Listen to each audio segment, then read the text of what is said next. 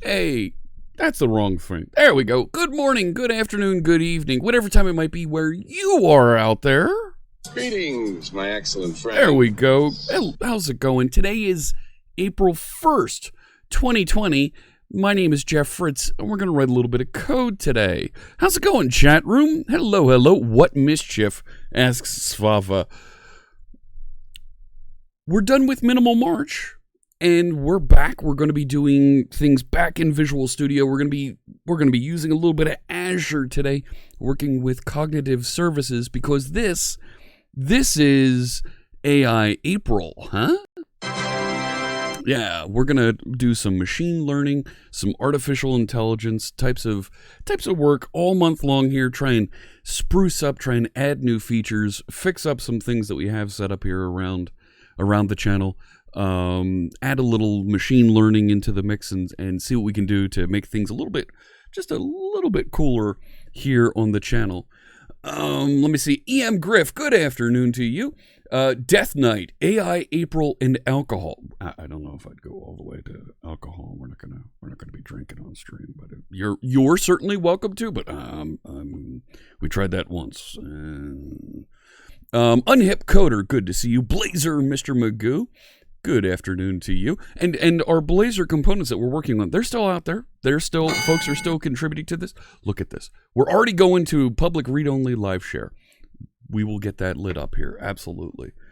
That's on the to-do list. Yes, all the redemptions are active again. LQ Dev 1, good to see you. Chillaxter, Stroth J, Stream Hype. Oh yeah, plenty of Stream Hype. Code Show is here. They're a member of the Live Coders team. Good to see you. Continuing down the list here. Kelly 28, yes, it is time. Boom Boom is here. Burnax 691, hello, hello. Smab, good to see you. There's Svava's comment. When it's intelligent, you're really interested in what it has to say, says Boom Boom. I don't think it's going to say anything. Maybe, we'll see. Airport rules are in effect with regards to alcohol. That's right. Only 3.5 ounces. That's all that Jeff's going to drink. No. Reminder, Friday is the ASP.NET Core workshop. We're going to be doing a full day of ASP.NET Core 3.1 development. It's a beginner's course. We're going to teach you how to build your first application. I had somebody yesterday on Twitter ask me, hey, why isn't multi-tenant architecture part of the ASP.NET getting started stuff? Like, you do understand that that's not trivial. That's a big architecture decision. That's like saying, hey, why isn't CQRS in the beginner documentation? Or DDD? Those are pretty advanced topics. Can we get past making a web page before we start adding in multi-tenant architecture and databases and microservice architectures and pushing? And we'll teach you how to build services, how those services communicate with each other, and whatnot. There's another step there that takes a little bit of planning, a little bit of computer science and architecture that is outside of the technology. So, all right.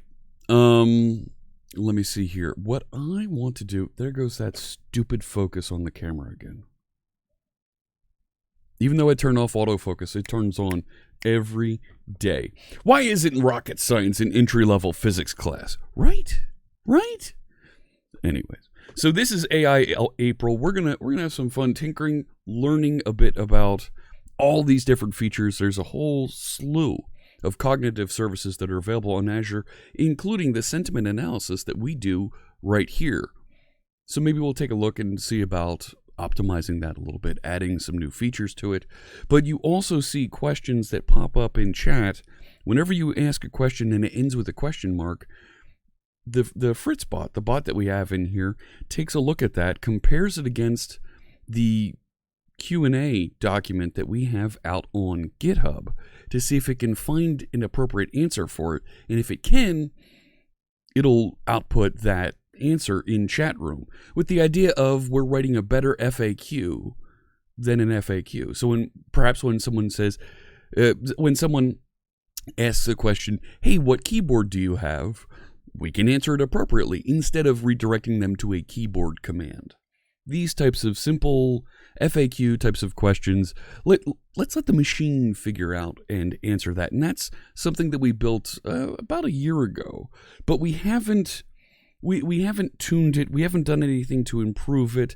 And I want to dig back into the service that we were using to power that, because it is right now that I think there's certainly a feeling that it's more wrong than it's right. So I think we can dig in there and maybe we can improve that a little bit.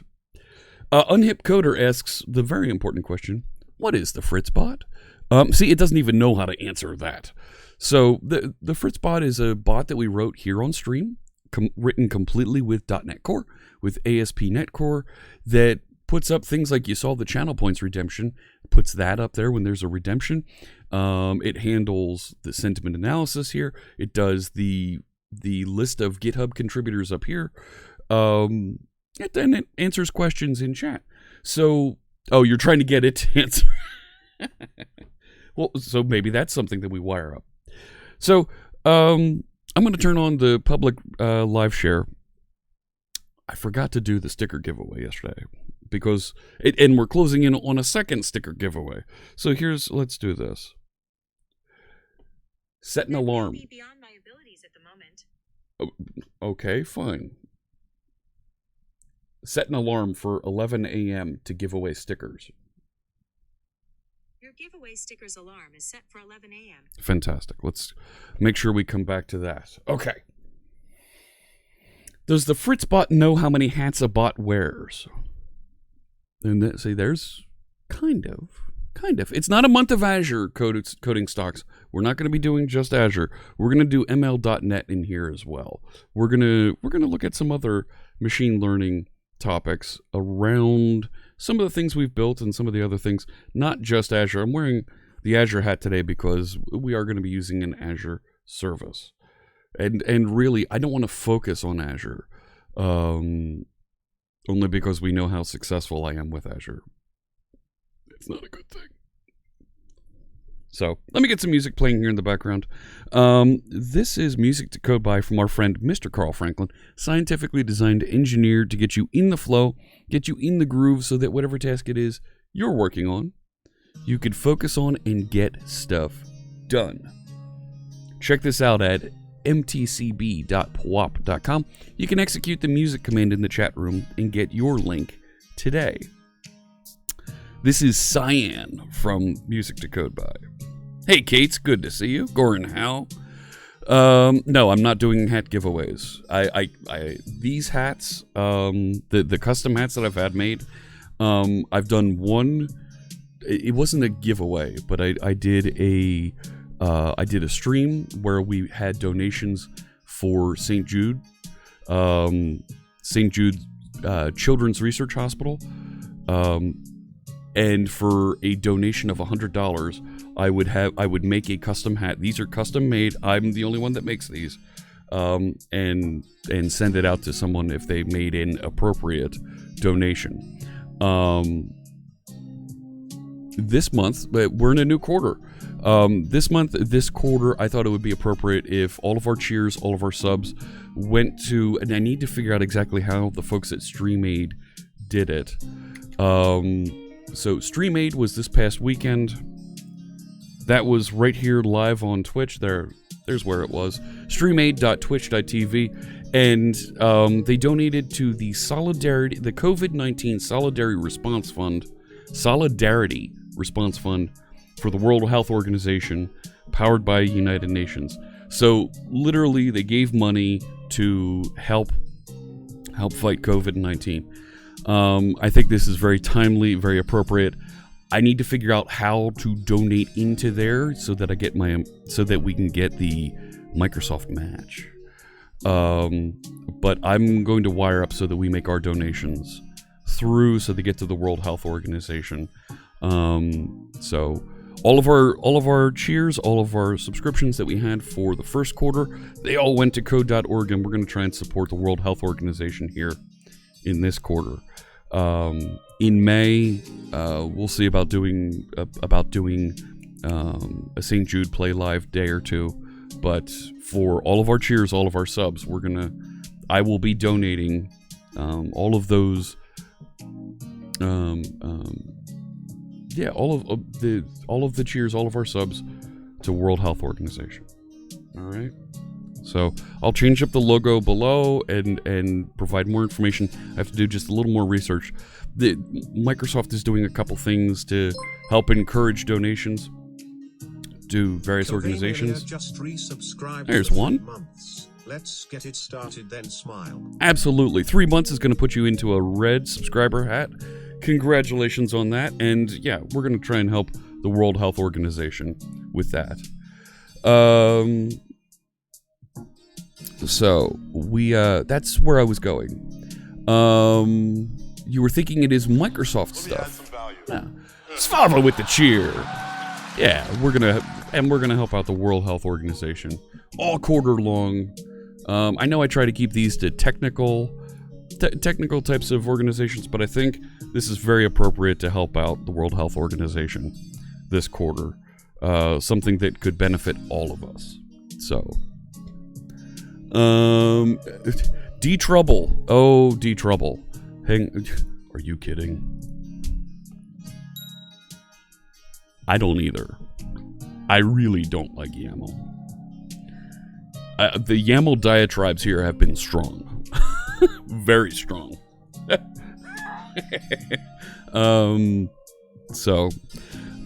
Let's walk this backwards a little bit. Get back into this project that we worked on some time ago and see what we can do about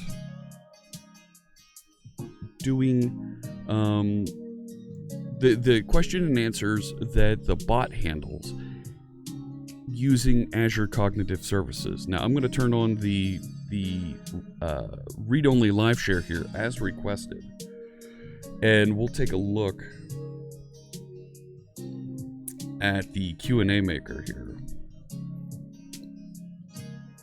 Where'd it go? There we go. Yeah, 2Wolf requested a live share session, so you can jump in, you can connect, and now you can connect to live share in your browser. You don't need Visual Studio. So anybody, anywhere, you can open another browser, and you're going to be able to connect directly into this project. Be able to navigate around, take a look at all of what's going on in here, and enjoy being able to learn a little bit more about the project we're working on, I hope. So here we go, the little sharing gizmo is spinning here. Come on. There we go. I'm going to make this read-only, and I'm going to set the project command. We'll call this working on Azure Q&A Maker, working with Azure Q&A Maker. Let's say that. Thank you for the follow. Oh my gosh, Joke with Dog Nose here. Good to see you. We're working with Azure Q&A Maker to improve the FAQ capabilities of our chatbot. Join us on live share and there's the link. All right. So you can click that link. You can open live share in your browser, in Visual Studio Code, connect in, and you'll be able to navigate around the code, go wherever you'd like. You take a look. You can drop comments there in the chat room, and hopefully you find something a little bit interesting to look at. All of the source code we're looking at today is of course out on GitHub. Let me open a browser to point to that. Let me see here. It's on github.com, C#Fritz. Because I name everything after myself. Fritz.streamtools, including the bot, including all of the widgets that you see. Not all of them, but a number of the widgets that you see here on stream. So I have a couple pull requests out here. I think these are all, yeah, these are Dependabot. So I'm not going to bump the version of this because it's just going to be a little bit of a nightmare, to try and check through and make sure these all work. It says that these are compatible, But I'm looking at these thinking, no, they're not. No, they're not really. Good morning, Eternal Dev Coder. Good to see you.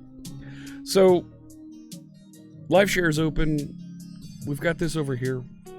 Let me head over to Q&A Maker. So Q&A Maker is a service that you can use to build effectively FAQs that run in the cloud. And it's funny, it's not Q&A, but it's Q&A, right? But we can go from data to bot in minutes. Well, that's nice, and I've actually got it parsing some data out there on the web. I'll show you that in just a second. Because there's actually a pipeline of how data goes from a FAQ that's written out on the web into the Q&A Maker bot and available for chat to be able to access. And of course, no, I'm logged in with the wrong account.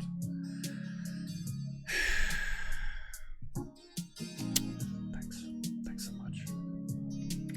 And there's no way for me to log in with the other account. So we'll go over here and re-log in.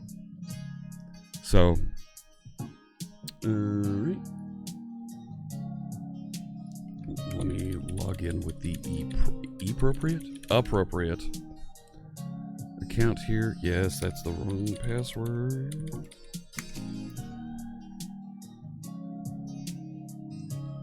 Let's see what we got here.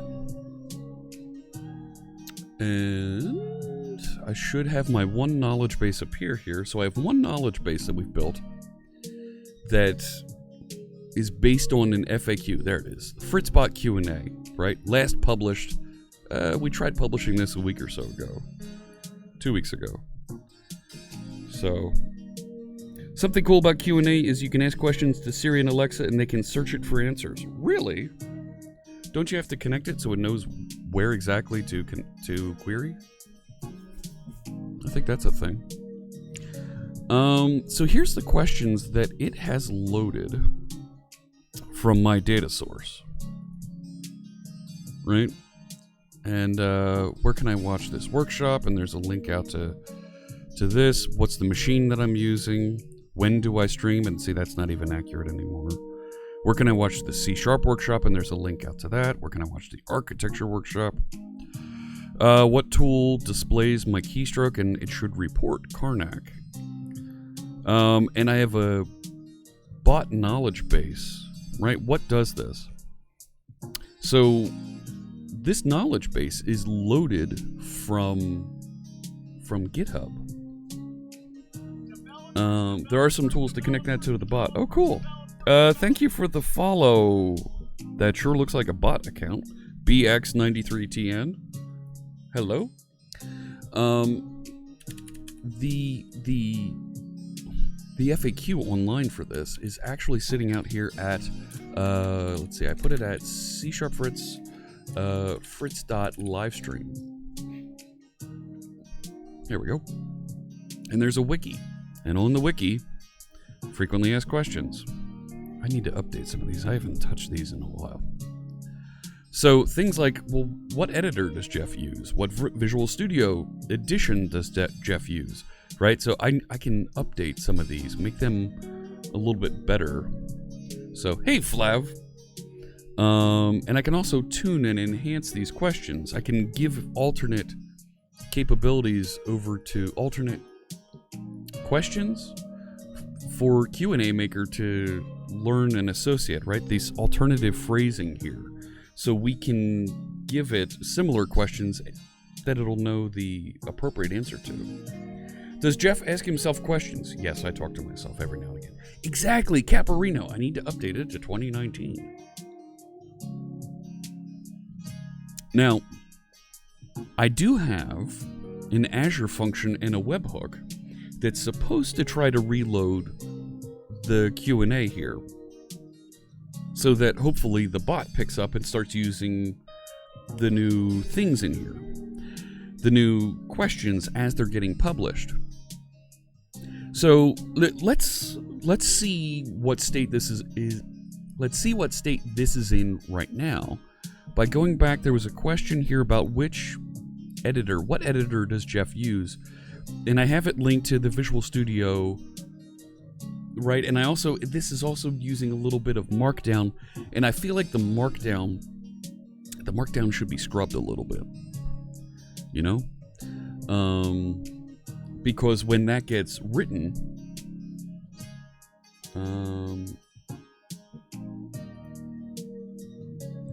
when that Markdown is written, it looks bad in chat, right? So we've got to take a look and see if there's a way to clean that up a little bit here. Bernax has a question for us. Hey, Scott! No, it's not about Scott. It's about Jon Skeet. What do I think about the book C# in Depth by Jon Skeet? So Jon Skeet, of course, the prolific Stack Overflow community member. Electric Havoc. Electric Havoc just resubscribed for 14 months. 14, wow. Yeah, thank you. More than a year. Thank you so much. The command is now ! Jon Skeet. So Bernax asked the question, what do you think about the book C# in Depth by Jon Skeet? John's an amazing guy. He really knows the C# specification in depth. The C# team, they talk to him at times when they're getting ready, when they're planning features, to get feedback and discuss direction about the language. John really is a scholar around the C# language. So a book written by him about the C# language, I haven't read this book personally, but I would think it's going to be tremendous because of the depth of knowledge and what a good instructor Jon Skeet is. We've had him on stream before. You can find his video back in the archive over there on the YouTube channel. And we learned all about date and time manipulation with C# and how the date and time objects aren't as granular as you might think. If you have to do real date and time manipulation, John wrote a library called, right, is it Dota time? Noda time, that's it. Noda time, N-O-D-A time, that handles it very well because he knows so much about the C# language and the precision of date. He wrote a library to improve how you can work with it. Really great stuff. So, all right. So let's see what happens. Let me show you. There's a webhook on this repository that when it sees a change to the wiki, notifies, well, it not just notifies Discord, but it notifies a reload Azure function here, and it's gone gray here. It's never been triggered. Well, that's not good. That doesn't make me feel right. So let me take a look here. Let's see what's going on. So it'll go here with a code that's being passed in. Enable SSL, select individual events. When a wiki page is updated, it should notify it. And it is active. Okay. So let's give it a shot. Let's update that wiki page and see what happens. Let me just back up to here. And let's see if we can put these two pages next to each other. So we can kind of see if it does, in fact, trigger. Right? So there it is. I should see it appear down here, right? So let me go to frequently asked questions, and let's update this question right here. About Visual Studio. And let's even make it look a little bit better here. Available at, and sometimes uses Visual Studio Code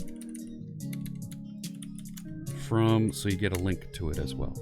All right, so a simple edit, right? Updated the Visual Studio version, the Visual Studio question, right? Save that. So this should update, and it should trigger a delivery over here of that webhook. So there, it triggered, it sent that. Good, right? And we can click and we can see that it did deliver. There was an update. All right. So that webhook is supposed to trigger a refresh of this knowledge base. So let's back up here. See if it has an update for us. If it lists that there was an update. And we can start unwinding this a little bit. There you go. Look at that. So it did. It modified the knowledge base just now here on April 1st. So interesting. It took the URL. This is a GitHub thing, and it turned it back into a hyperlink here. Look at that. Okay.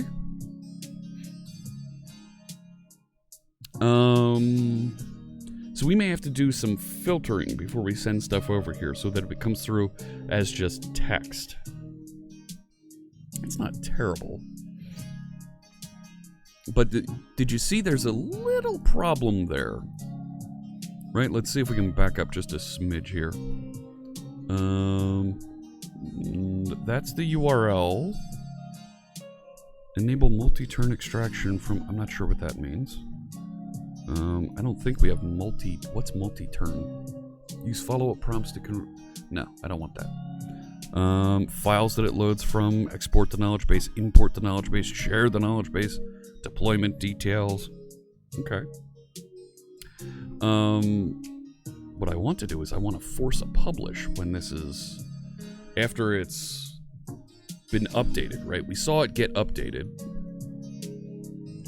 So that update, if we ask about the editor in chat, so let me ask that. What editor does Jeff use? Right? It's still not showing the right one. It's talking about Visual Studio. And actually,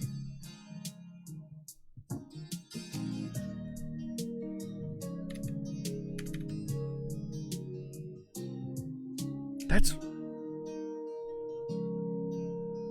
no. Right, I need to change that. Right, if I do the publish over here on Q&A Maker, right? So click through here, click publish. Yes, publish. Should only take a minute, and we'll ask the same question. Something weird happened there. Yeah, definitely. All right. So now it's available, and thanks for publishing that. Way to go, Q&A Maker. You've doxed me. Thanks.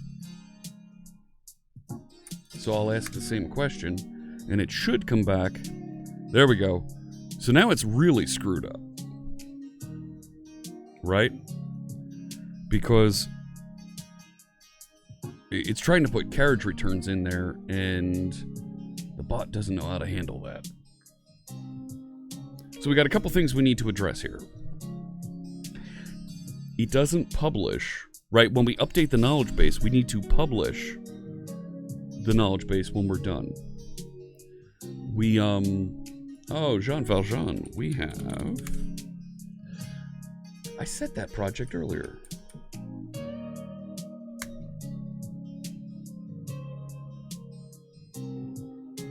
All right, now we can...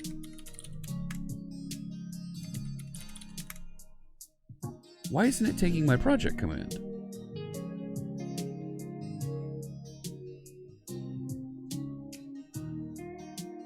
I don't know. All right, so there's something else to look at. So exactly, we should be able to, and it looks like LQ Dev 1 already has a link here for us. Publish a knowledge base using C#. So we have the knowledge base ID, create a knowledge base project, add required constants. We've already got a bit of this built. Subscription key. So this is interesting. There's an API to work with Q&A Maker that's built for C#, but they're using HTTP directly here. And this is version 4 of the API. So I'm looking at this already and going, they threw in the towel. They decided to give up on supporting C# and said, no, go write your own HTTP calls. Which is, yeah, there we go, publish. Yep. We're gonna post with the, yeah. This was something that I was asking for when we last ran into this, and we couldn't really do it. Don't let my boss see that.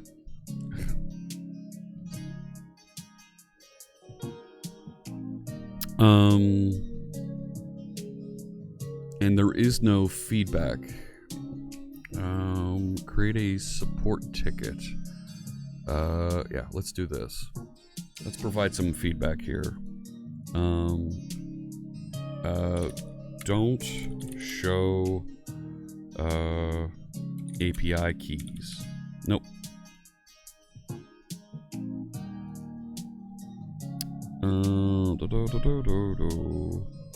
Or how about hide API keys? Right. Either this is taking a really long time to search, or just hide keys. Can I find that? Nope. Nope. Create bot, uplift. So I want to give a little bit of feedback here. Let's post a new idea. Category. I think it's going to be an API. I think.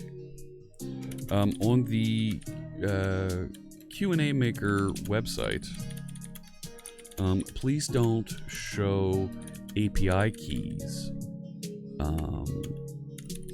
immediately on screen, and give users an option to copy them. Not an option, a button to copy them. Similar to the Azure portal, we don't want to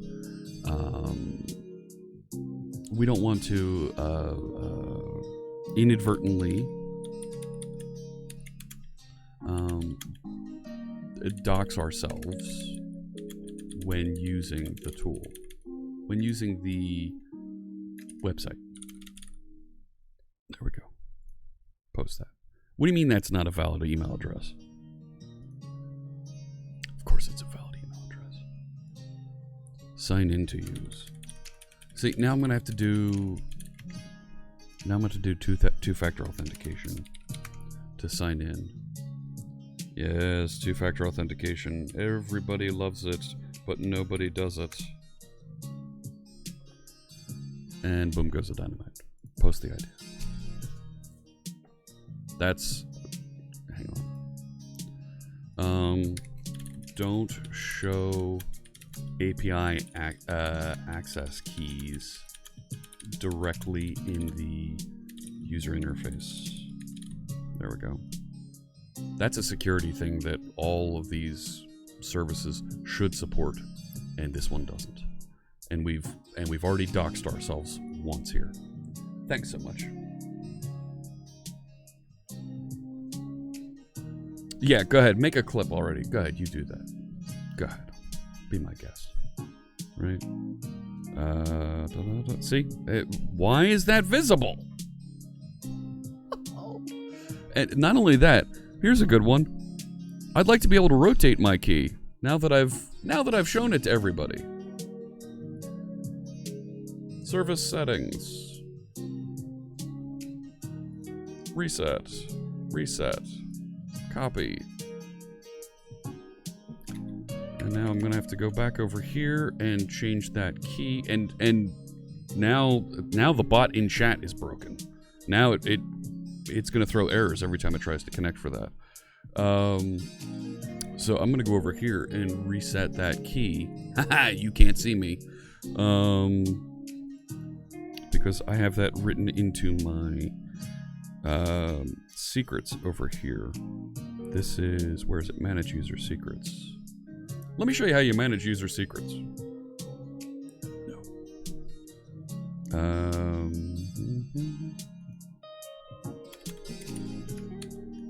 Yeah, there it is. Save that, close that, and let me go to the bot because the bot's broken now. And I'm gonna need to reset and restart that. Oh, it's so much fun when it decides. And I don't even know why I'm going to fix this because it's just about to. It's going to dox me again. Here is what's going to end up happening.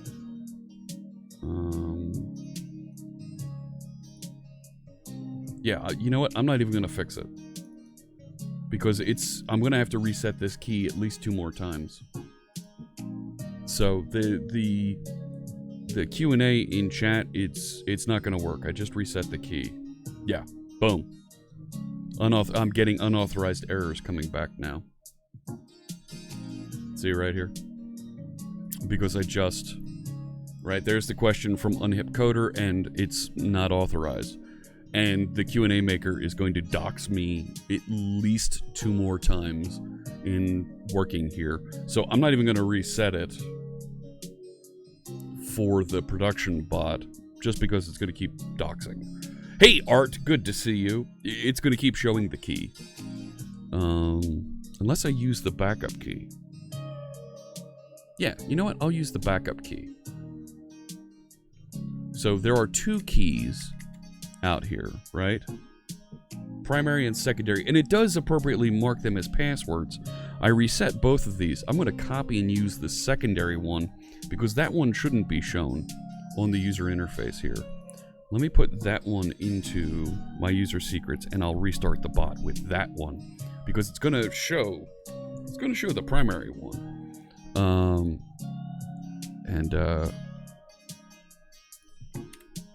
No offense, but I don't trust you, chat room.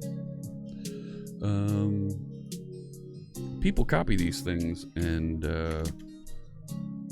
have a good time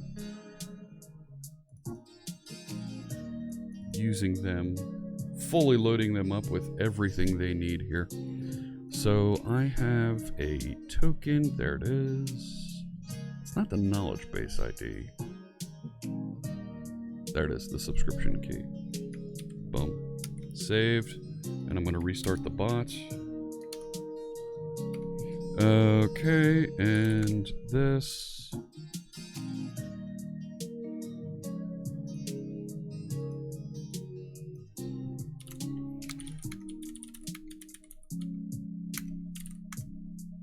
There it goes. So, can I share the feedback site so you can vote that up? Sure.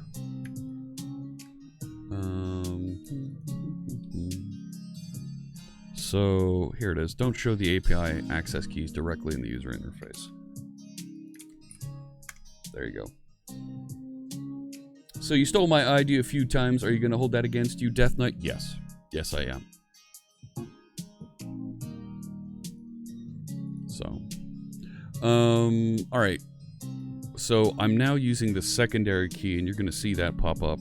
You should be able to answer questions you should be able to ask questions in chat and have that respond.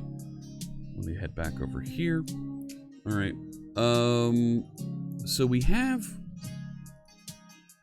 this that says here's how to publish. So what we do is we go to the knowledge base and we just do a post on it with our subscription key. Okay. That's easy. We don't need to add a token to that. We just have to go there and do a post. There we go. Yeah, see that on HipCoder? It works. So let's do this. I have that being answered and being handled. You saw it's an Azure function hanging out there. So I'm going to go out to the Azure portal. There we go. And this is, where is it? Fritzbot Q&A. So there's the cognitive services that I built for this previously. There's the app service Q&A wiki reloader. Here it is. So there's some functions in here. We're going to have to edit this function, get it reloading and reloading properly, but I'm not quite sure where the reload is coming from. Yeah, the showing of API secrets in the UI will deter other presenters from showing it. It's a little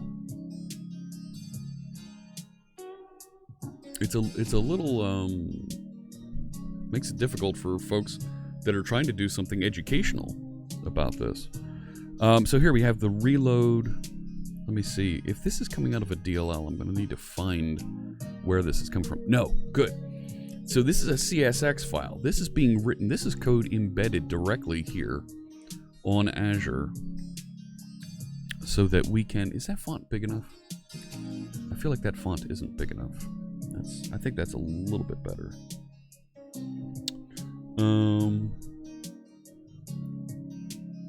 Okay. Okay. So what I want to do. So there's my URI base builder. Okay, so it's going there, connecting to that URI. Okay. Send a post request. So we're passing in the subscription key. We're passing in this, and we're telling it delete what's currently there, update with that content. Now, the publish command is it looks like it's just a post? That can't be right. Q&A Maker 4.0 knowledge bases. Q&A Maker 4.0 knowledge bases. And then the knowledge base ID. That looks right. That font does need to be bigger. Let me see what I can do here. How's that? Hey, Curious Drive. Good morning. It's a small security flaw. That's right, Death Knight. And if you are working in a public place, you don't want that on screen. Exactly. Exactly. Music is too chill. You can't headbang to it. We'll do something about that. Maybe we can do something about that for another stream. But I like the chill music. It's a good thing.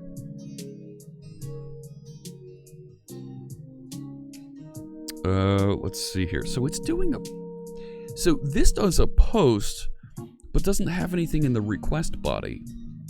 So maybe we need to do a post with nothing in the request body, and it'll do the publish. Is that the action?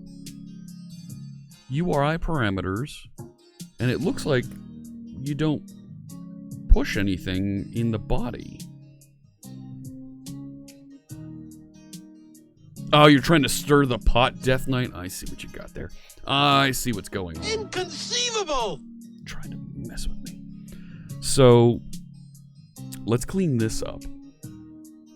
And we can go back over to our bot source code, and for those URLs that are being given to us, there was no JavaScript. No JavaScript. Horses love JavaScript, but that wasn't JavaScript. We'll go back over to our bot source code, and we can put some filters on the data coming back from the bot so that it cleans up the URLs that are being presented. Somebody said it wasn't me. It wasn't me. Yeah, you can put on party mode. Absolutely. So let's... All right. So, okay, the publish... Look at this. Publish is... We don't need to upload string...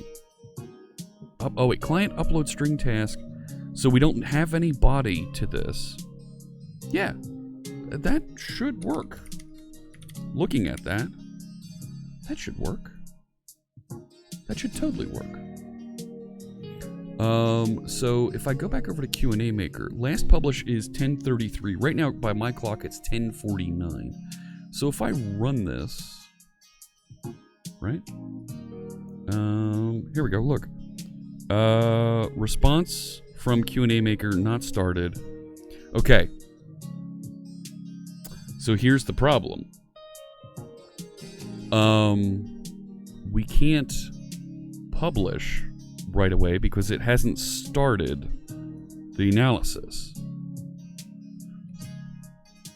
we need to, right, if I go back over to this and I refresh, right, this should pop up as 1049, 1050. And it should not have published because there was nothing there. Yeah, 1050, and it didn't publish because it's not done yet. So here's our problem. After we do this, we need to now do something to wait, and when it's done with that operation, instruct Q&A Maker to publish. So that's another good question, Janescu, that we should put into the Q&A, into the FAQ. What is Madrina's coffee? That's a really good one. Where's that webhook? Right, here's the FAQ, right? That's a great idea for a question, right?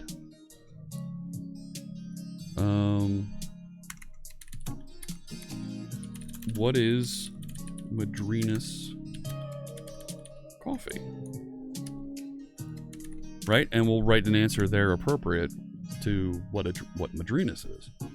The nectar of the gods. Hang on, let's say that. Let me pronounce that correctly here, because we need to make sure that we give this the appropriate respect. What is Madrina's coffee? Well, that's easy. It is, quite simply, the nectar of the gods. That's a thing. Somebody clip that and let's let Alex see it.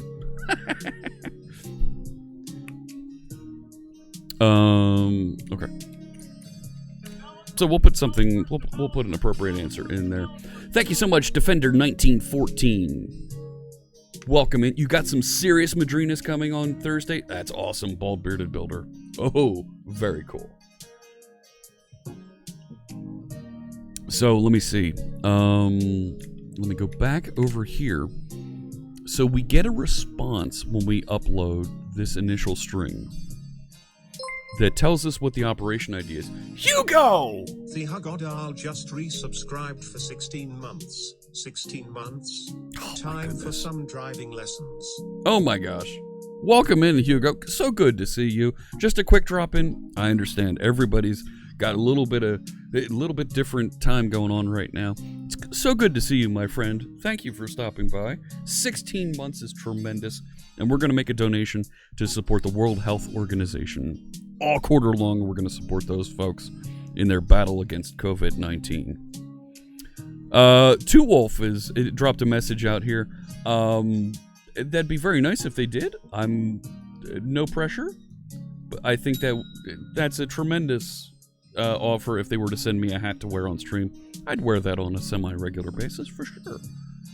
Absolutely. We can do something with that, but no pressure. If they want to send me something, that's great too. Want to make sure everybody knows, talking about Madrinas, they are having a 30% off sale. You're right, Hugo. They did drop a message on Twitter. I can open that and share that. They just dropped a message on Twitter. 30% off if you use the code NOFOOLS.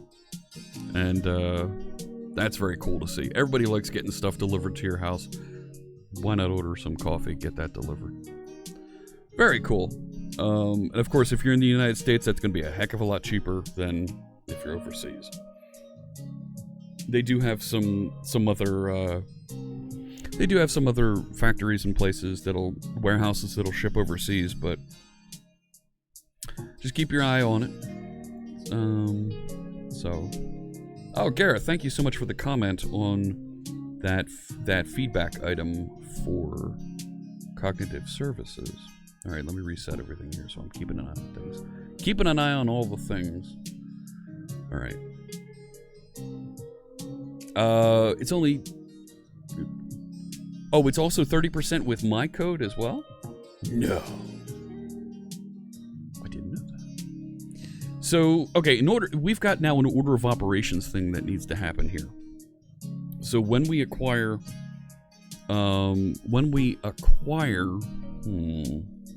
this operation, we need to double check and not try to publish until that operation ID is done. Okay, we can do that. Hey, I am the binary guy. Good to see you.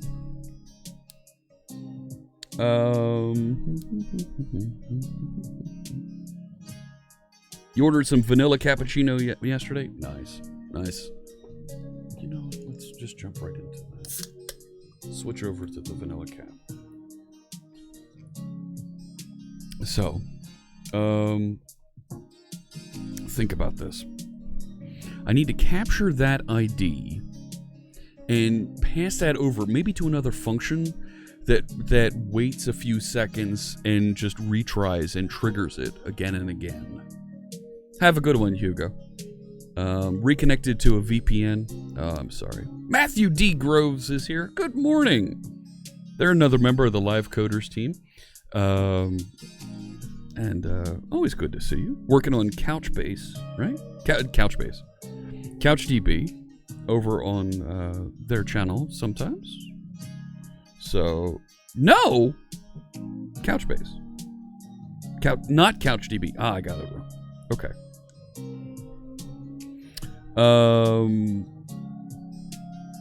All right. So, I need to do this kind of trigger and wait. Or is there a way to get a webhook from the knowledge base is there a way to get a webhook from the knowledge base when the operation is done? So I don't have to poll it, right? Polling feels like such a bad thing to do here. Is there operations? What can we do with operations here? Get details for a specific long-running operation. Yes, please. Get for an endpoint and the operation ID, and we can get some sort of an OK and okay. Can you tell me if it's done? What's the body look like? There we go. Operation state succeeded. Well, what other operation states are there? Operation state type. Failed, not started, running, succeeded. So I think I only want to trigger if it's succeeded. So let's write some pseudocode here real quick. So it looks like what I need to do is after we do a post, after we do a post of, hey, it was a patch, wasn't it? It did a patch? Yeah, it does a patch with here's new things for you to work with. We need to do some sort of a poll, right? Let's trigger a polling function to get status. Trigger a polling function with the operation ID to track.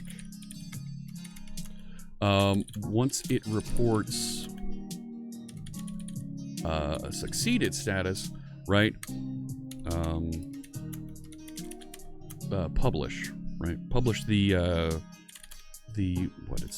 knowledge base, right? If it reports, what were the failed statuses, right? If it reports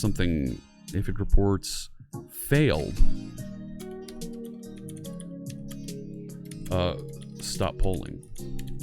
So publish and stop polling, right? Hanging in there. Oh, good. Glad to hear it. So, all right, thinking this through then, this isn't too hard to do. We're just going to set up another function and have that other function poll and come back and see what to do here. I think we can do this. This shouldn't be too hard to do. And we'll go back over to the bot and tune how it interprets the messages coming back from Q&A Maker. And we'll lob a couple new questions out there into the wiki and see it reload and be available, hopefully, by the chat bot right in the nick of time here. So we got about an hour left in our normal time together here. Let's see if we can put this together, this quick polling function.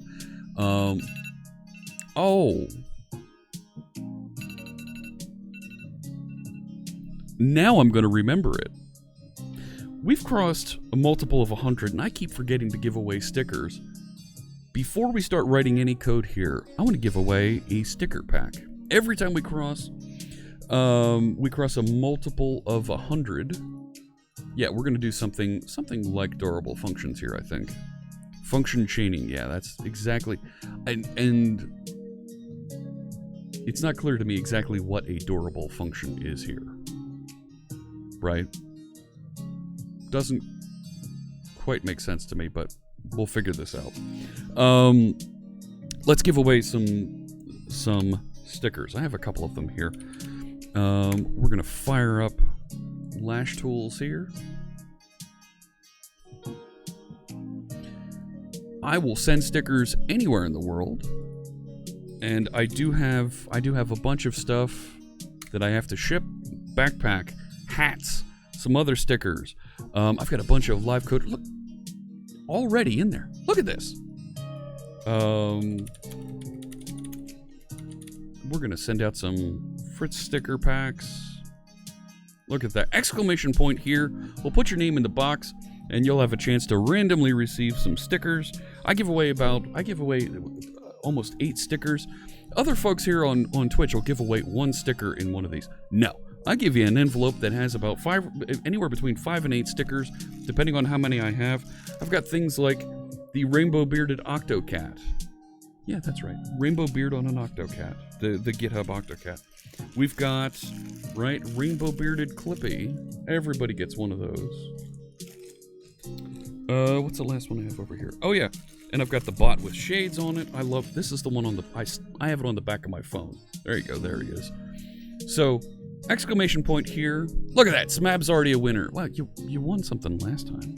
So, we'll, exclamation point here, we'll put your name on the box, and we'll send you out some stickers. So, you want a C# Fritz action figure.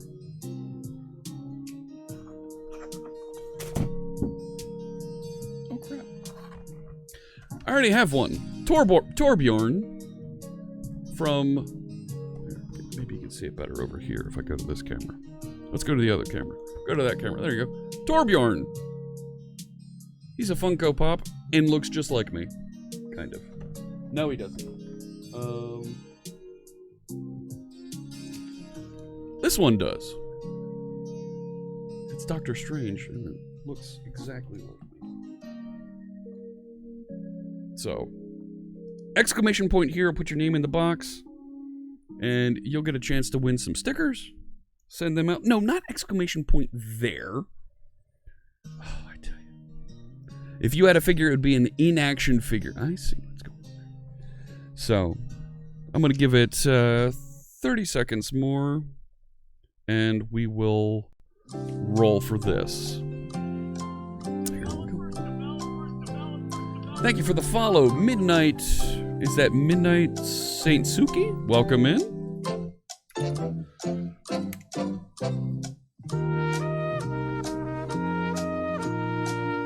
I think we're almost there. Tacos. No. Did we get tacos? Try it again. There it goes. Tacos. Let's do this. Let's give away some stickers. Oh, yeah.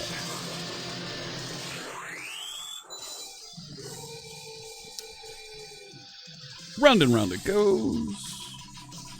We're going to mail these out to someone. I should fade the audio out, but leave Balmer on the screen. It's comedy gold. Who are we going to send these to? It's not Smab. Smab didn't win these. We're going to send them to... Gareth! Congratulations, my friend. We're going to send some stickers out to Gareth. It's not rigged. Totally not rigged.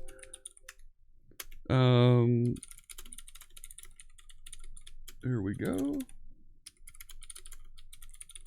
Fantastic. Thank you so much.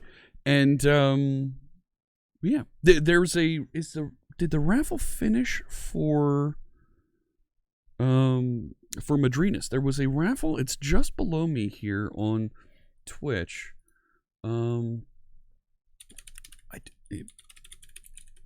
There's a click-through there, a click-through link there. It's a Gleam link.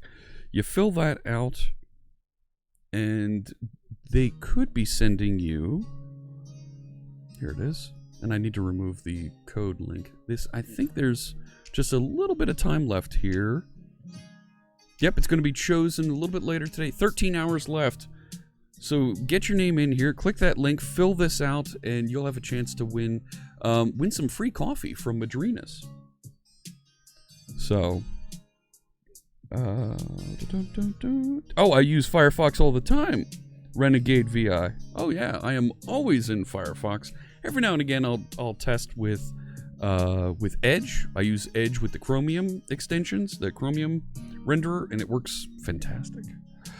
All right, so back over here to our Azure functions that are going to trigger this. So first thing I need to do, right, thinking about this is, I need to identify the operation ID. I need to get that. So how do I get that out of there? Are you supposed to be making an AI this month? No, we're not making an AI. We're using some AI tools. So I should be able... Don't I have... Do I have JSON? JSON.net available to me?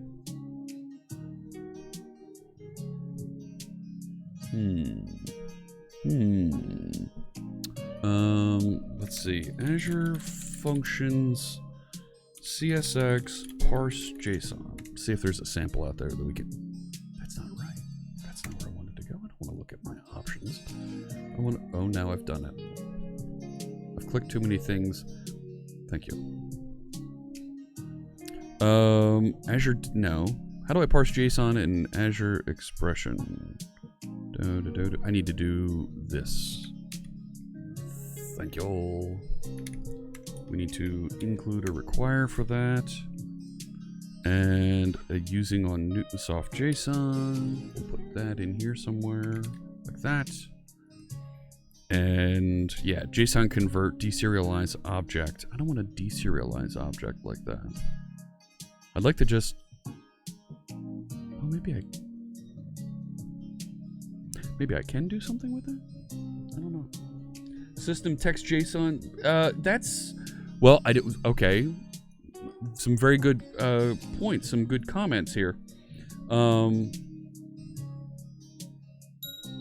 might have to use System.Text.Json. I don't know what version of the runtime I'm using here. I'm in a CSX file, so it's not clear what version of .NET I'm using with this. So, right, it'd be nice if it was like right over here, right? If there was something that said, hey, you're in version so-and-so. Go ahead, save. Right, can I walk back up here? There's reload, right? Function app settings. Let me make sure I have Azure Mask turned on, so I'm not showing the whole world, everything going on here. Yeah, look, runtime version 1. Cannot upgrade with existing functions. Yeah,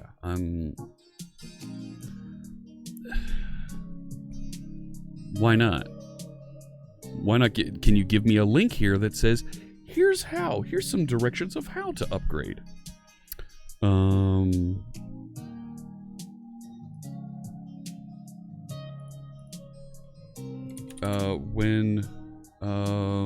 Yeah, go ahead, email me about my feedback. When providing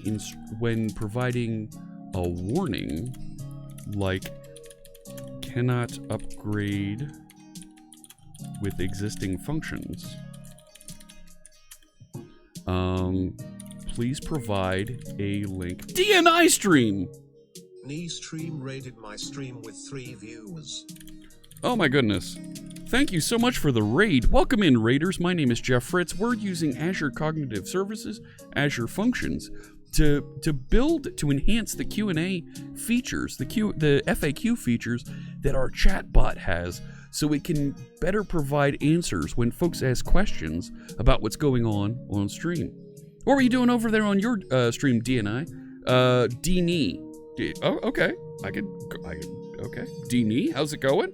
What were you doing over there on your stream? Let us know so folks can follow up. Can we get a shout out for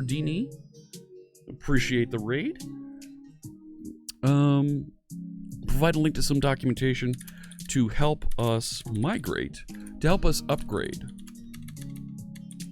to the new version, the new runtime version. There we go, that's good. And I think that's just kind of a polite thing to do, is when you provide a warning like this, okay, how do I stop that? How do I fix this? Give me some follow-up. Tell me something, right? So, cool. Thank you so much for the shout-out there, Gareth. Appreciate that. Okay.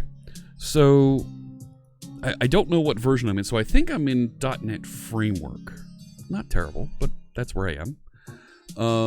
I don't want to create an object to receive this. I'd like it if I could just say, open up and navigate to that element. I forget how to do my JSON.NET. Right, I want to do like Linq to be able to just open this up and my response, navigate and get that operation ID. So, all right, jobject.parse, and then I'm able to navigate through like this. I think we can do that. That's easy. So let me go back over here. When I receive the response, there it is right there. And I'm logging it out. So I'm not going to do this. Maybe I don't need a second function. Maybe I just put a timer loop in here that checks that. Linq is pretty cool, Renegade VI.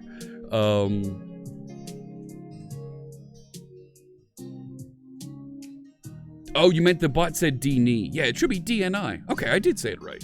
All right. So maybe I just put a for loop here instead of trying to set up another function for it to go do something, because it's coming back in just a few seconds and it's done, right?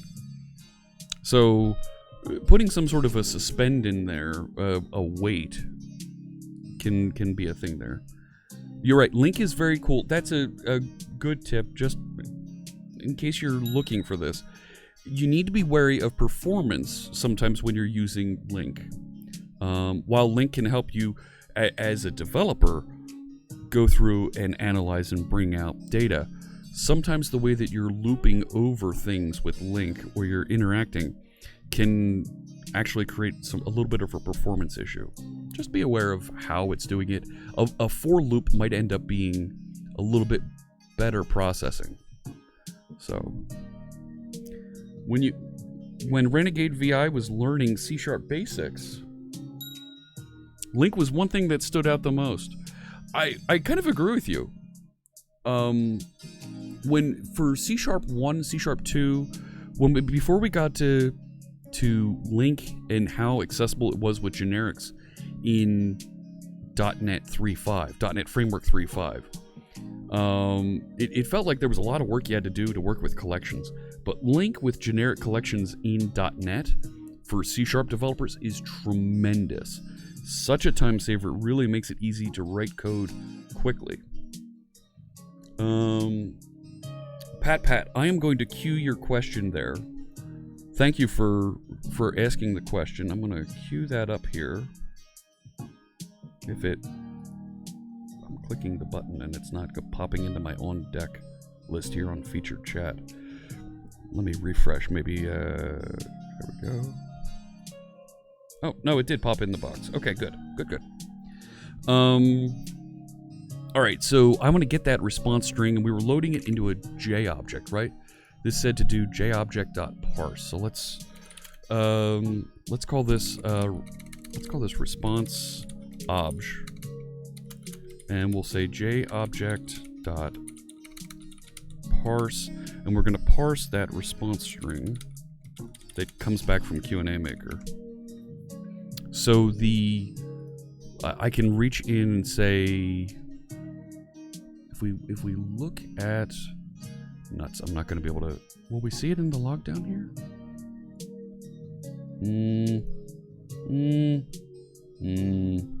We missed it. I could rerun it, but I think it would be better to look over here at not get details. And it's not published. We're doing a patch, which I think is update? Is it update? Yeah, there it is, patch. So this is an asynchronous. Well, wait, is replace working then? Is this synchronous? Endpoint, the Q&A list of Q&As. Yeah. Nope, we want to do an update. So it's doing a patch and it's passing in a URL, right? Text string that it.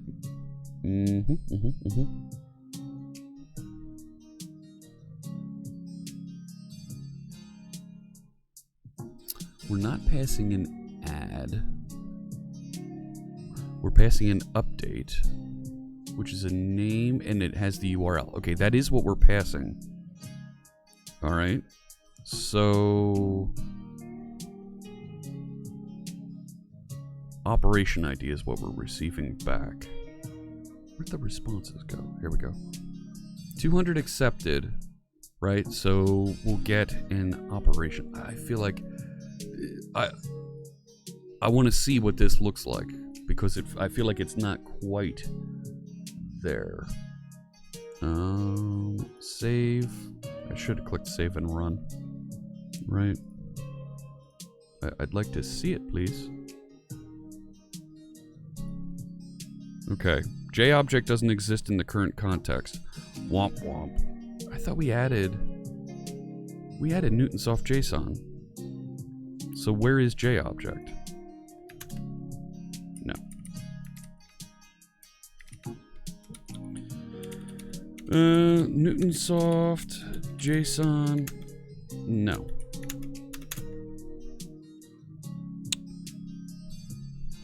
All right. So where is JObject? Newtonsoft.Json Linq JToken. Newtonsoft.Json.Linq. All right. So if I include that, using it, none of those are working. Yeah. Right. Am I even getting string auto? No, I'm not getting auto completion on that. Auto completion in the CSX editor for Azure functions does not give any results.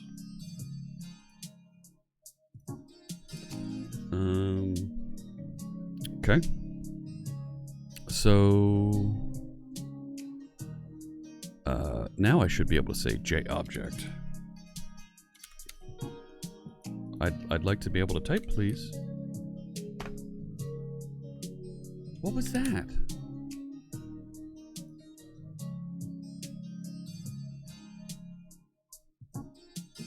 All right, JObject.parse. Oh my. I know. I can't type in the text box now.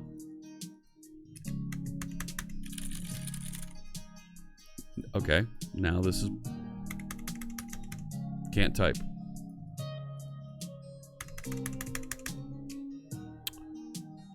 All right.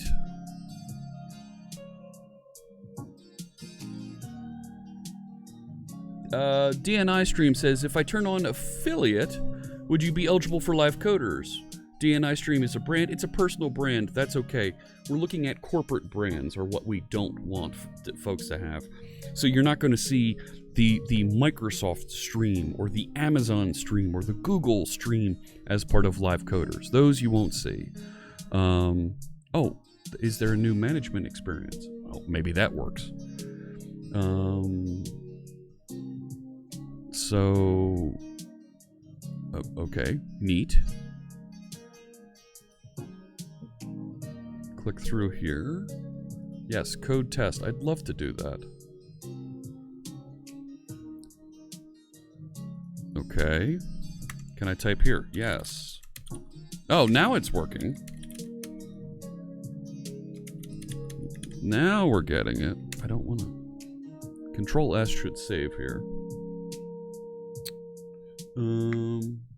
Azure is using the Monaco editor. Feels like it.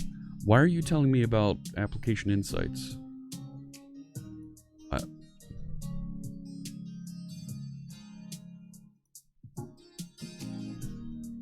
I didn't ask you about application insights. All right, so response object should work. Thank you for the follow. Is that Mackie K? Welcome in. Yeah, they fixed it from feedback. Just that fast. So if I test run HTTP response content is... Why am I not seeing anything on the logs either?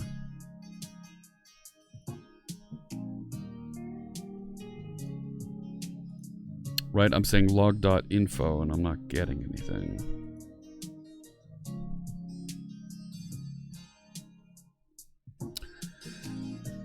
Don't like that.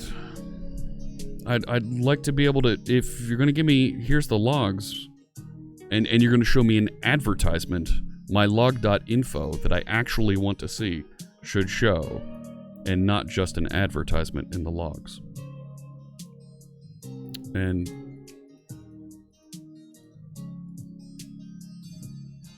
these buttons don't work. Okay. Let's go back to the other experience then. See if we can go back to the old experience.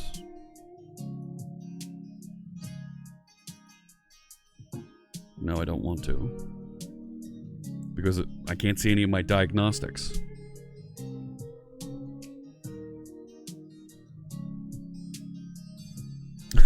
Can you get employed by Microsoft? That's a whole nother kettle of fish. Okay.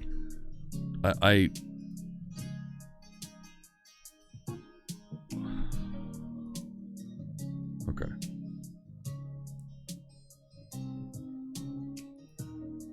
Where's the test button? The layout here is not great. All right. So it did run. I want to try and grab that operation ID.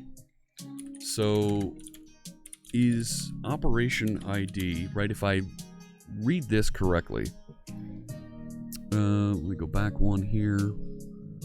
So it's able to do square bracket and whatever that is and receive it. So if I do square bracket operation ID, right? So is it response obj square bracket all lowercase operation ID, right? And cast that to a string. So if I do to string, that should be that. So log dot, yeah, that doesn't work. Log.info operation ID, and I should be able to say operation ID, right? And hopefully that gives me right an appropriate operation. Object not reference not set to an instance of an object. Oh man. Okay. So are you telling me that response obj came up with nothing here? Or do I need to put this over here as string the way that James did? James is James Newton King, who wrote Newtonsoft.Json. I'd love if I could get a compiler error here first. There we go. Operations ID, nothing. Alright, that's a problem. Oh, look. It's capital I. That's why.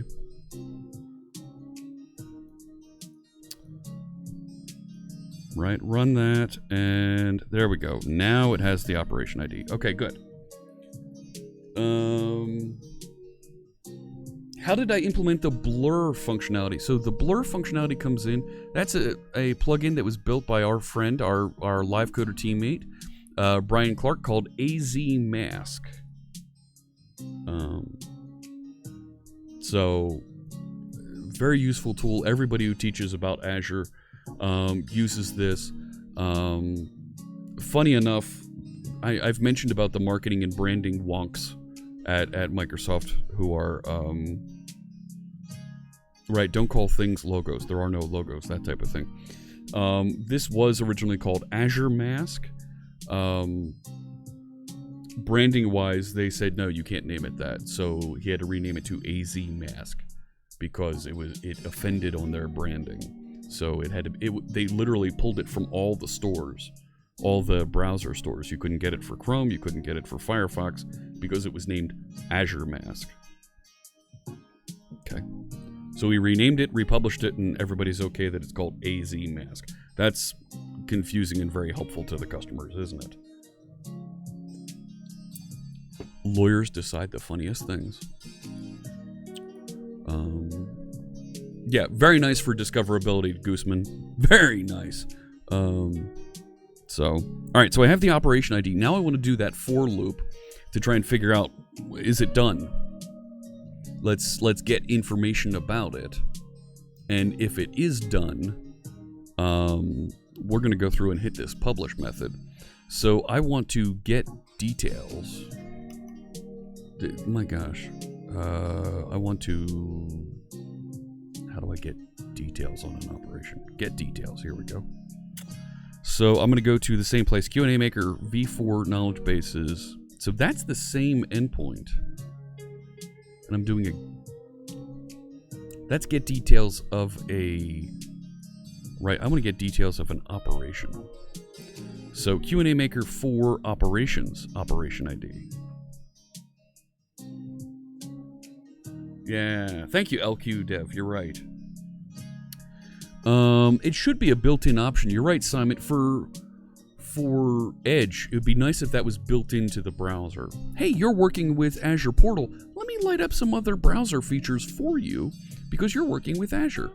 That'd be a great story, a great set of features to really say, if you're working with Azure, with Edge, we're going to give you additional features that we know are helpful. Let me suggest these plugins that are available that are going to make your Azure experience great. Be a nice discussion there. Image parsing or just field HTML parsing? It's field HTML parsing. Yeah. Great features for the educator. Not just the educator, but how about all the operations folks that are working in Azure all the time and are putting up dashboards and the like and having to work on maintaining state of their services. To put together some really cool features that are specific to Edge and hook into your authentication for Azure and use all the great tooling and things and extensions that come along with the Chromium renderer would be a really great experience to give to Azure operations folks and Azure developers too.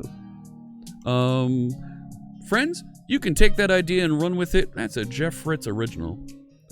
Clip that and send that off to your favorite Azure folks and let them know that we'd like to make Edge a better, the best browser for managing Azure experiences. How's that sound? So, and nothing against our friends that work for AWS or Google Compute. Those are great clouds also. I happen to work for the folks that make Azure. So they'd prefer I work with Azure. So let me do this get details. I'm going to go to this location and see. I'm going to poll, let's say every 5 seconds, and see if we get a completed state. So let's see. We're going to poll the. And I could separate this out into another method, couldn't I?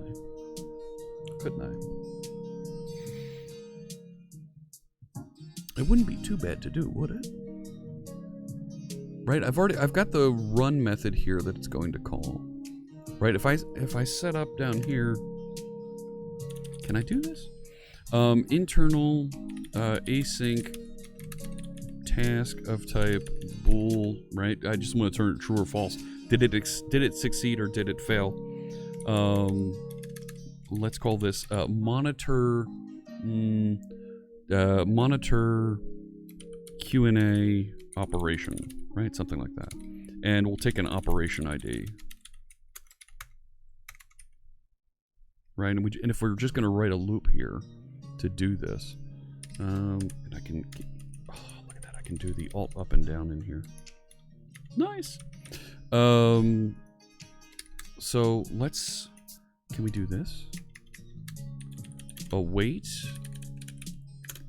Yep, doesn't find it. Q&A operation ID. Right, if I do that, and inside this loop, so let's say monitoring operation ID this. So I could do a bool success equals false, right? And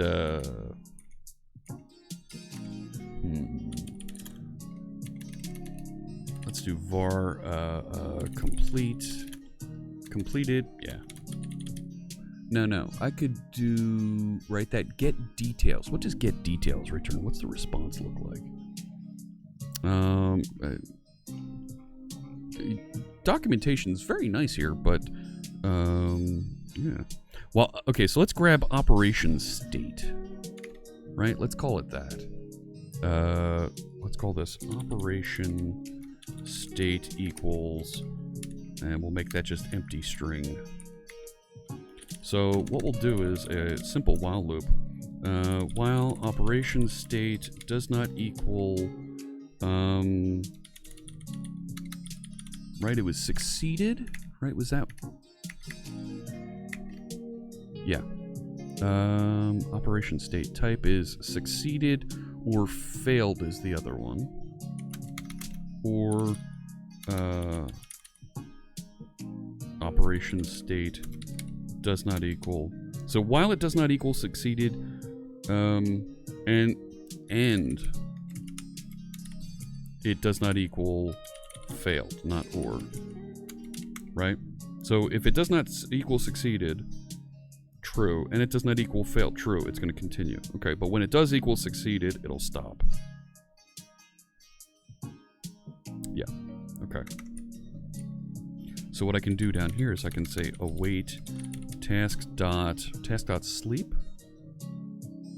Right, task.delay, that's what it is. And let's delay 5 seconds in between these. So what I'll do is I'll go get the I'll do a hit to that location, right, for the knowledge base and for the operation and see if it's done.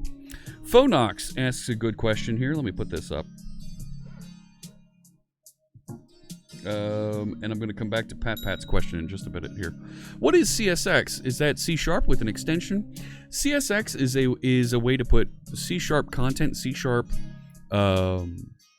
functions inside of a single file and have that executed. It was a project that was started by a couple of folks in the community, and it was adapted, and it's being used here for Azure Functions as a way to simply trigger and be able to run methods quickly and easily for functions. You can also do this at the command line, be able to write. It's like C# scripting was the intention of this. Yeah, Simon's right there. It's like being able to write like a script file. Like folks have, right? They have bash scripts. Well, what if you could do that with C#? PowerShell doesn't quite get there. PowerShell gets wrapped up in all kinds of PowerShell things. But to be very .NET, very C# in syntax, this works. So while it's not succeeded, I want to go get that location. So, and do I need to pass in any kind of a key or anything, or can I just request that? Do I have any headers that I need to pass? No, just the endpoint and the operations ID. Fantastic. All right, so the endpoint is in this syntax. So I'm going to steal that syntax, head back over here, right? And right, it's going to look something like this. And actually, I can go even further and do that. And I should move this up here because that endpoint is always the same. Frank! Shero's raided my stream with 5 views. Oh my gosh, Frank, thank you so much for the raid. Welcome in, friends. My name is Jeff Fritz. We're working on a little bit of Azure Functions, a little Azure Q&A maker here today to add some smarts, to improve the smarts of the Q&A, the FAQ features that are in our chatbot here on Twitch. This is some cognitive services. It analyzes questions in chat, looks to see if it has a matching FAQ question, and if it has a pretty close matching question, it'll respond with the appropriate answer from the FAQ in chat automatically. I don't have to chime in and answer the question. How's it going, Frank? What were you working on over there? You were working on your URL shortener. Nice. Nice. Frank's another member of the Live Coders team. Can we get a shout out for Frank? Very much appreciate that, friends. Let me see. I'm going to make... So the endpoint for this... Actually, that endpoint is way up here, isn't it? Here. So I should be able to just grab that. Right? It's the same endpoint. So that's my URL. So now when I go to query it, right? We're gonna put together something that looks like... I don't even need those, right? I'm not uploading a string task. I'm gonna do a get on this. So let's grab some of that content. We're gonna reuse it right here. Insert that. Tab this over a smidge. New web client. I don't have these headers. Don't have any body to it. There we go. Client upload task. What do we have here? No. Okay, so this is a web client. Thank you so much for the follow, D. Gutierrez. Welcome in. All right, I don't have a string that I'm passing, but it's a URI that I need. Okay, so let's do new URI. The URL that we're requesting. I could probably, maybe we make this, right? Do that up here so we're not creating it every time. It's just there. So now this becomes URL. We're gonna do a get at that location with, what are you doing? There we go. Okay, so now we're gonna get a response string. But I want to know the response coming back, be able to inspect and see if it's successful.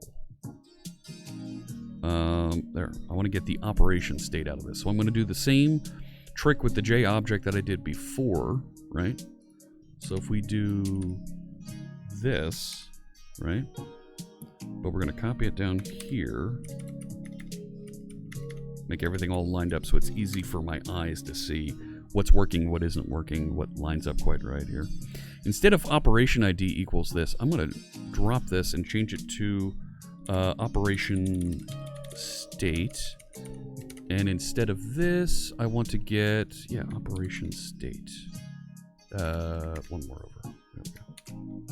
And you, I don't think I need you. We're going to move you out there. So I can just bounce back and forth between these. So now I'm going to get the operation state coming back. And if it does succeed, we'll drop out and we'll be successful. So it'll stop that. And what I'll return is, I don't even need this, right? So let's return operation state equals, and I hate putting magic strings in here, but that's what it looks like. So if it does equal succeeded, right, because that's what it'll look like, then we'll return true coming out of this. So let's say trained successfully. So it's a little descriptive of whether or not it succeeded. If it did succeed, publish. So if trained, nope, successfully, right, now we can do this. Now that should work, right? See that Control S saved there. That felt good. All right. I think we've got this right. I think we have this right. So let me go down here. Let's run this and see what happens. Come on, show me in the log. Nope. Look at that. Functions reload script compilation failed. Okay. What failed?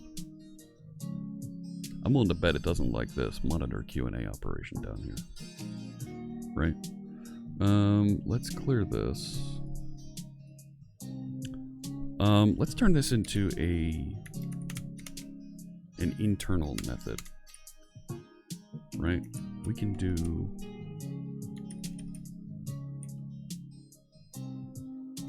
tab that in. That should work. Let's see. Nope, doesn't like that either. Cannot send a content body with this verb type. Ah. Okay. So how do we do a get? So let's look up C# web client. Here we go. Because I want to do a get on this. Right? Not down. Is it? I don't want to download a file. Get service, get lifetime service. No. Open read. So it's doing an upload, right? These upload things. I don't want to upload anything. I just want to.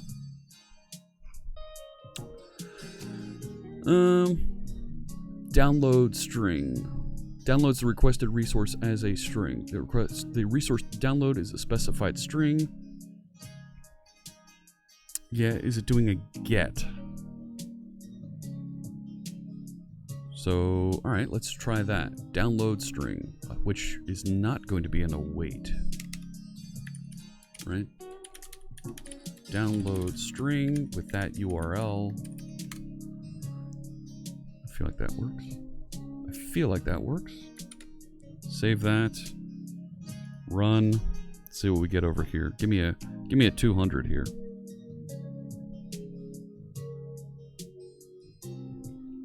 Remote server returned an error. 404 not found. Okay, now which... It's not telling me what line that happened on. And I don't have anything... I don't have anything in the console. Well, that's weird.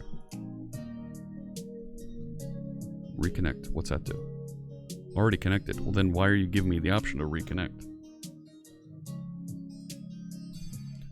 It should have logged here.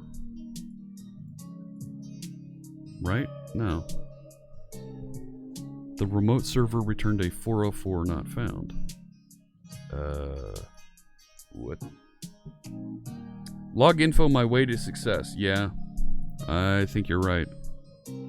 So, alright. This should be sending that. Right? I mean, that should have been a thing. So let's do this. Let's short circuit that out and see if it at least that's working. No. Okay, 200 okay. But you are not connected, otherwise I would have seen some info here, friend. See, you don't work. There's nothing there. Let's see if I can reload and get some content in there.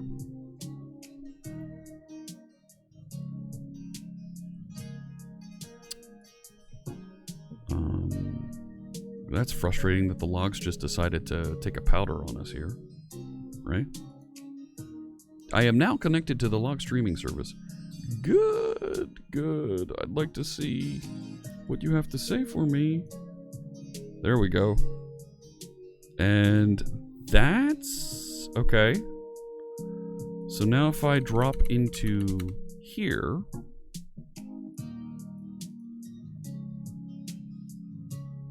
500 error. Here we go. Now I'm getting this. Monitoring operations ID. Oh, look at this. I've got Q&A Maker 4.0 listed twice in the location here. All right, so let's get rid of that. And try that again. Okay. Remote server returned a 401 unauthorized. Now it just told me that I thought it told me over here in the get details that I didn't need. That's telling me a user ID. Do I need to pass along? Output Q&A Maker 4.0 operations. Right. Endpoint Q&A Maker v4.0 operations / operation ID.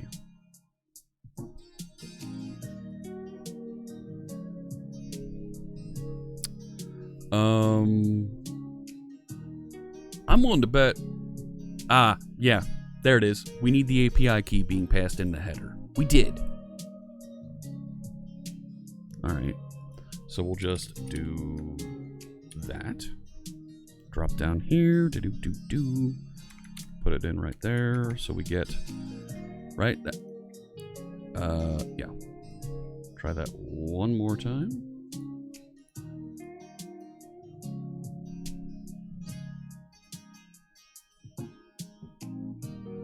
Monitoring operations ID, so it's waiting to try and...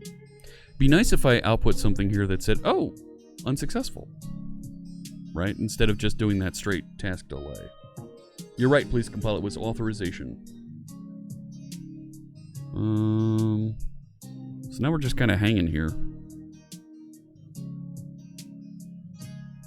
Success! Fantastic! That looks like it published properly. Let me go back over to Q&A Maker. So by my clock, it's 11:47 a.m. So this should have a last published of 11:47 or 11:46, something like that, right? Something within the last minute or so here. You know, I really appreciate that you wrote a SPA application for this, but that's a pain in the neck that you're refreshing and rebuilding my entire user interface. You know? Yep, there it is, 11:47. So it did properly publish. Fantastic. I want to add just a little bit more logging in here so that when future Jeff comes back, takes a look at the operation state and can see a little bit of information that happened. So let's write a quick log.info here. Log.info. Operation state is... right, and I'll just write operation state. And yeah. Right? So now I should see this output. Right, oops, forgot that. Right? Where are the log info messages going? Asks SurlyDev. Let me put that question up. They appear down here in the logs. So if we look at the system logs later, we'll be able to see, here's the information. So I do have some logging where this will roll over into, I think I have, yeah, we'll be able to see these in the system logs. So I'm not sure exactly where those go. I know if you have Azure App Analytics, you'll see it over there, but I don't need that for this. This runs so infrequently. Why are you telling me that that's semi? Yeah, I know there is a semi there, you friend. So that should now work for us properly. Here's what I'm going to do. I'm going to clear this. Let's finish that Q&A entry. I'm going to leave this open over here. Can I collapse this down? I can't collapse that. I'd really like to collapse this, friends. But I'm stuck with this panel on the side, it looks like. All right, thanks so much. So what is Madrinas Coffee? Madrinas is a sponsor of the Fritz and Friends channel. They make organic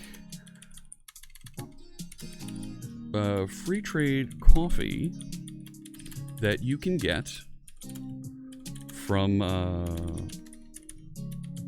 is it madrinascoffee.com? I think it is. Use the coupon code Fritz for 20% off your order. All right. So now if I save that, it should trigger this because we'll get the webhook. There it is. Look at that. Running. Look at that. Not started. Running. Eh? I like seeing that. Come on. Come on. Still running. And succeeded. Okay.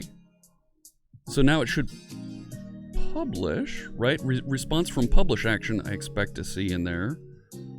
So, oh, you know what? It succeeded and still delayed 5 seconds. So, but there it is. Response from publish action, nothing. If I go back over to Q&A Maker over here, let's refresh. And we should see that say, mine says 11:51 by my clock. So we should see maybe, there you go. Look, the bot already answered it. Oh, thank you for testing that. I am the binary guy with the quick test, and it works. That's awesome. The links didn't come through. So there's our next problem, Gareth. I'm wondering if our code yeah, you know what? It's doing it as a separate line is what's happening. That's Surly Dev. There's another good question. And it's kind of linking that up and answering. So let's do it. Let's see if we can just tidy this up right here. Right? Instead of doing this while does not equal succeeded, let's turn this into while true. Just so that it runs, right? And let's just put an if statement here. Right, we'll just copy that in. If it does equal succeeded, or if it's failed, break it. Easy enough. That way it stops right away, and it doesn't go for another loop for another 5 seconds. And you know what? Let's try shortening this to 3 seconds to do that request. I think that's fair. Right? Is there a limit? Is there a... No, I don't see a limit here on how fast I can query this. It's interesting. They don't show limits here as to how often you can call these things, these operations. Right? Okay. Run. And let's see. Operation status not started. Running. Here we go. Thank you for the follow, WCN Matt. Welcome in. Running. Here we go. Running. All right. All right. Still running. And I've already got the timestamp here. There we go. Succeeded. And it should drop out. It should drop out immediately now. Right? There we go. Not bad. Okay. It did still take some extra time here. Oh, because it did the publish after that. Okay. I like it. I like it. So, Mary Jo Stabler is here. Good morning to you. How's it going, my friend? Go ahead, Surly Dev. Ask the question about the music. No, I do not squeak hamster. Let's go back over and update the... So, Mary Jo Stabler did a lot of the website design that you see out there on www.livecoders.dev. Tremendous job. It looks terrific. Look at this, right? This layout and how this is the background, a little bit of the theme here. Our sponsors, there's information about FaunaDB. All of this stuff was designed by Mary Jo and our friends Benjamin Lannon, 2 members of the Live Coders team, put this together, and you can even click through now and learn more about your favorite team members. You can even search for team members here. So if I search for, there you go, look at that. Finds Mary Jo Stabler right away. There she is. She specializes in C#, Angular, WordPress, JavaScript, HTML. Check it out, livecoders.dev. Really, really great work from the team in putting this together. I love seeing this, and I love how they're almost like trading cards here. Right? Look at this. Search for people who are bald. Clearly. There you go. Right? So cool to see. And can you search for the different... Now, you can't search for the skills yet. There's things there that we want to add and be able to do. I don't think... I need to update mine. I haven't submitted this. So what's neat about these cards is for the team, you submit a pull request, and it'll update your card using a GitHub action. That's so cool. Oh yeah, Mark Miller is in here. There he is. So you just send for the team, you send pull requests, and it'll update this, and every so often, it'll update and add the new members here on the team. Like, yeah, there's Jessica Mack. She just joined the team a few days ago. Really, really great stuff. Completely automated using GitHub the way that we like to use GitHub. So, love that stuff. So there's the music question. Where was that other question? How many hats? Jeff's blog. Where can I find training videos? You know what? The Microsoft Virtual Academy isn't here. But I do have videos on Wintellect now. So we'll update and put those there. Where can I watch Fritz's videos? They're out there on the YouTube workshop. Those workshops. When does Jeff stream? Here we go. Tuesday, Wednesday, Thursday, Friday, and at 10 a.m. Eastern. Subscribe to that iCal is so out of date. I'm going to remove that from this. And it's not Saturday, actually. It's Sunday, right? Change that to Sunday. Okay.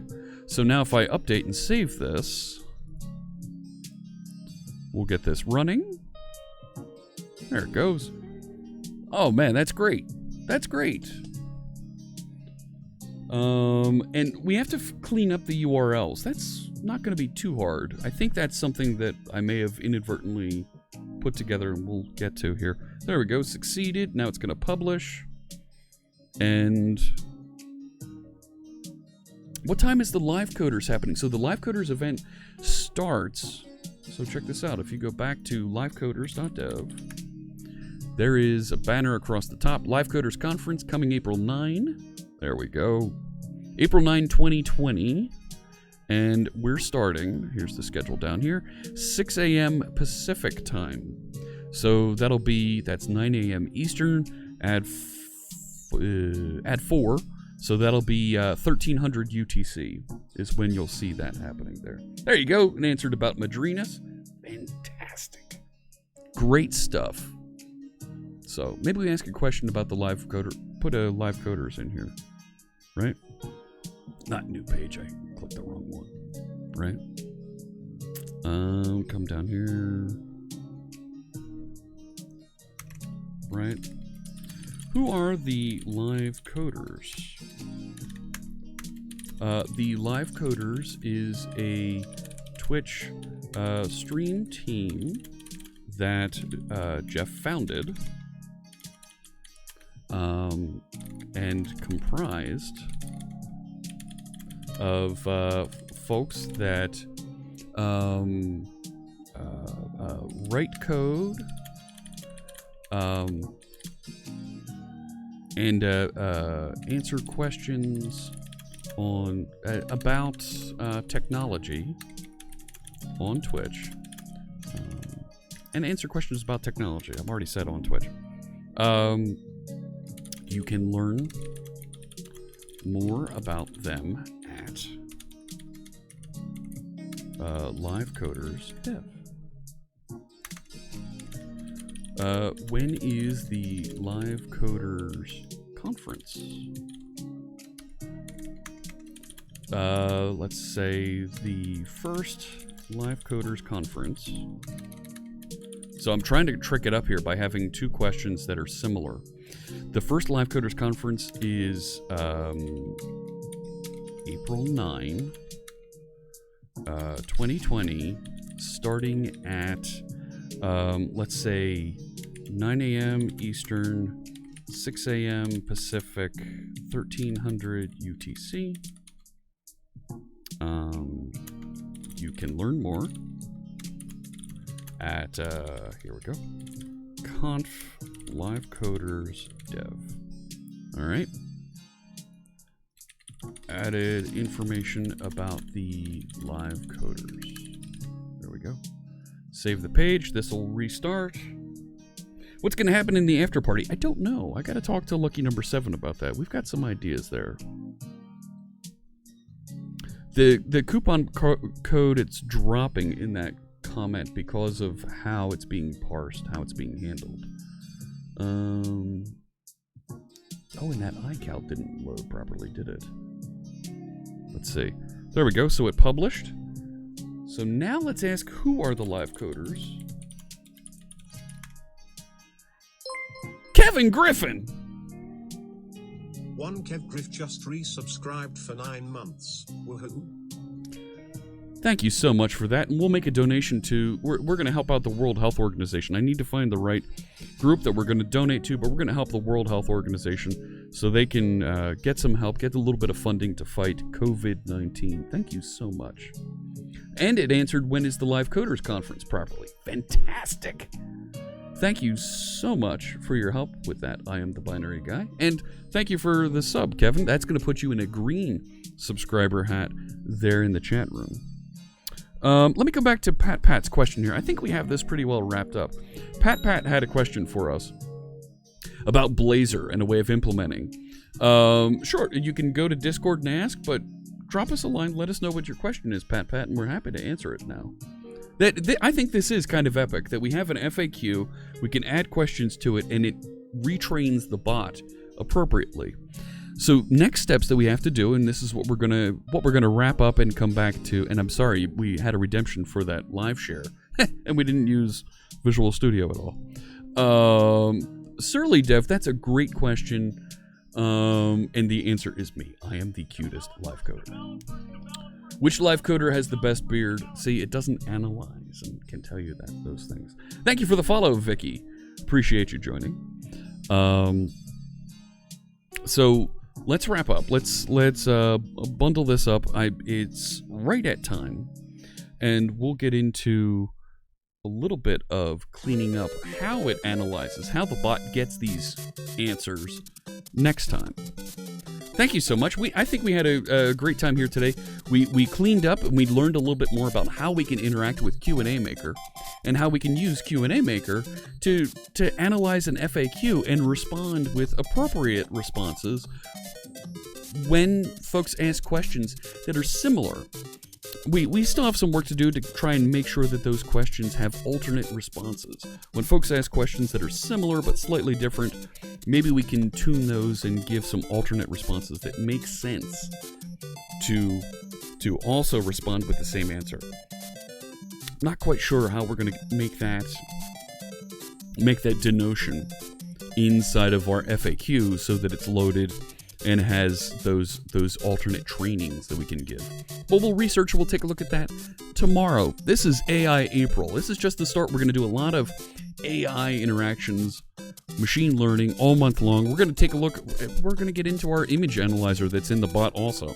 The bot will analyze any hyperlink that you drop that is an image. And maybe, not Friday, but maybe next week we'll take a look at tuning that and see what we can do to make that a little bit smarter.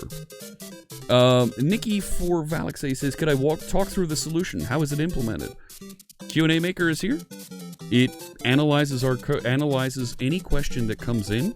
Well, I have it loaded with questions here from GitHub, right? I created a new knowledge base. I loaded it with the URL here from GitHub, this wiki page that I had created, and I have a very simple Azure function out here that will do a patch and give it the URL of those questions to reload. The Azure function is triggered by a GitHub webhook. When that webhook triggers, because the wiki has been updated, It sends a message into the Azure function. The Azure function pushes over to Q&A Maker and says, here's some new questions for you to update. It updates. When it's done updating and training, it publishes our Q&A knowledge base, and the bot is able to now get the new questions loaded. Really, really great stuff. There's also Bot Composer. I don't want to work with Bot Framework. Bot Framework doesn't know how to work with Twitch. Bot Framework is kind of locked into a couple different things here, and I don't want to work with that. I want to show how easy it is to tap in and use this stuff yourself. All right, we've hit the end of the Mario music. Oh my goodness. Let's go see if we can find somebody that we can raid out here on Twitch. Twitch.tv. Let's see who's out there that's good to raid. We haven't. I like looking for some folks that we haven't raided in a while, and I'm already seeing some friends that we haven't raided that might be a little bit fun to stop by and say hello to. Scrolling. Oh, those are recommended folks. No, I don't want to look at recommended. I want to look at who I'm following. Here we go. You know what? Let's raid Immo. Immo Landworth from the .NET team is writing a more powerful REPL right now. Yeah, let's set up. Immo won't know what's hitting him. Let's put out the raid call here. If you're a subscriber, copy this line. Get it ready to paste into chat. Copy that second line. If you're not a subscriber, it's okay. We're going to announce ourselves loud and proud as we go over to see Immo Landworth. Here we are. Raid. He isn't even going to know what hit him. Immo's a friend. You can find him out there on Twitter. He is Terra. It's German. Terra Jobst. But it looks like Terra Jobst for those of us who are English and German impaired. Thank you so much, everybody, for joining in. I'll be back tomorrow with some more AI fun. Friday is our ASP.NET Core workshop. Learn to build your first ASP.NET Core 3.1 project. Take care, friends, and I will see you tomorrow. We'll see you. Say hi to Immo.